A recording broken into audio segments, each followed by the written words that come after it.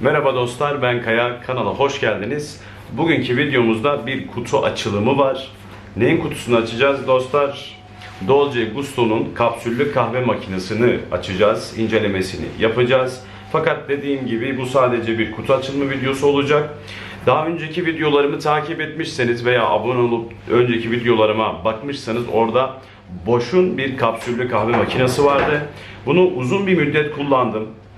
Özellikle Almanya'dan satın almış olduğum kapsüllerle beraber yaklaşık 1-1,5 yıl kullandıktan sonra kapsüllerimi tükettim. Kapsüllerini Türkiye'de satın alamayacağım için, Türkiye'de satışı olmayacağı için ben Almanya üzerinden satın alıyordum. Almanya Amazon üzerinden Türkiye'ye gümrükten rahat bir şekilde geçiyordu. Ama son yapılan düzenlemelerle kahve geçişi yasaklandığı için benim Bosch markalı kapsüllü kahve makinem boşa çıktı, atıl duruma geçti. Dolayısıyla farklı bir markaya yöneldim.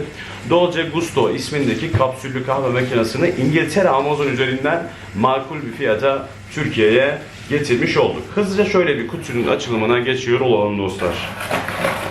Kutuyu gördüğünüz gibi kendi kutusuyla gelmedi. Ayrıca Amazon'un Prime logolu kutusuyla giriş yaptı buraya. Bakın şu şekilde içine bayağı destek koymuşlar. Makine bozulmasın veya herhangi bir darbe almasın diye makineyi destekleyici kağıtlar koymuşlar. Şöyle küçük, çok fazla büyük değil, orta halli bir makine. Şöyle şu kutuyu şu tarafa alıyorum. Kendi kutusunu görüyorsunuz. Üzerinde Nescafe Dolce Gusto yazıyor. Krabs tarafından üretilmiş Dolce Gusto adına. Markası model olarak Oblo modeli. Değerli dostlar, bu tam otomatik bir model değil. Bunu söylemiş olayım. Manuel bir model. Tam otomatik modelleri Türkiye'de 2000 lira civarı. Bu modeli Türkiye'de yok. Fakat olsaydı 1000-1200 lira civarı olurdu diye tahmin ediyorum. Peki ben ne kadara satın aldım?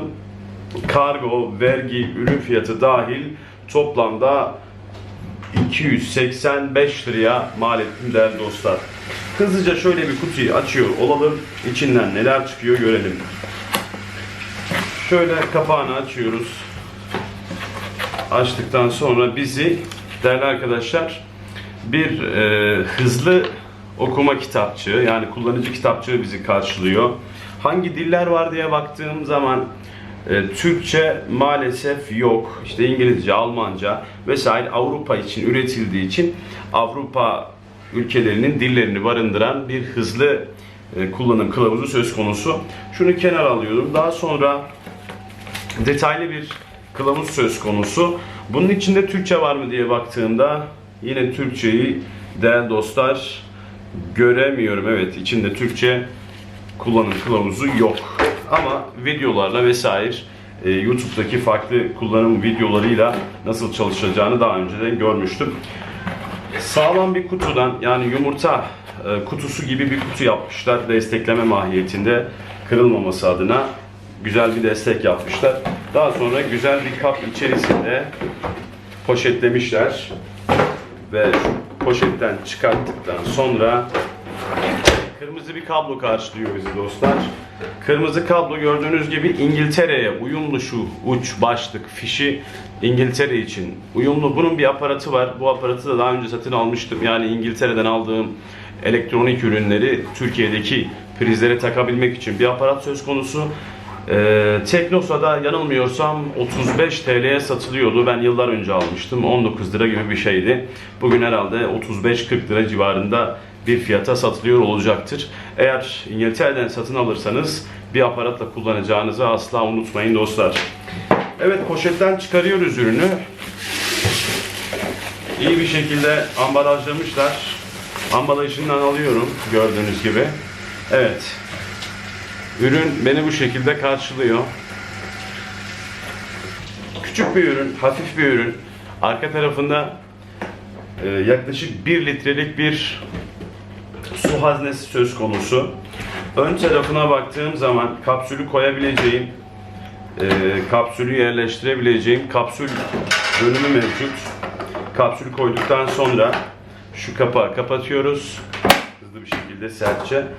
Ve şurada kırmızıyla görmüş olduğunuz manuel çubuğu kırmızı bölüme getirdiğimizde dilediğiniz kadar sıcak suyu kahvenin üzerine boşaltabiliyoruz veya farklı kahve türleri var.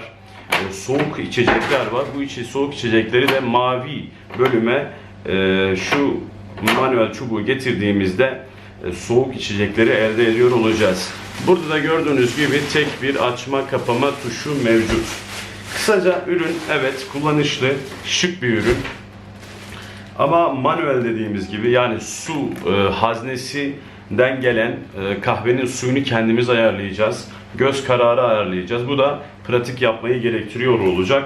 Öyle bir iki defada hemen ayağı tutturamayabiliriz ama 3-5 seans sonra kahve yaptıktan sonra damak tadımıza uygun olan su seviyesini belirliyor olacağız. Şu anda elimde herhangi bir kapsül olmadığı için bunun denemesini kapsülleri satın aldıktan sonra yapacağım. Ve detaylı bir incelemeyi sizlerle beraber inşallah kapsülleri satın aldıktan sonra gerçekleştiriyor olacağız. Farklı bir videoda tekrar görüşmek ümidiyle. Hoşça kalın, kendinize iyi bakın. Allah'a emanet olun.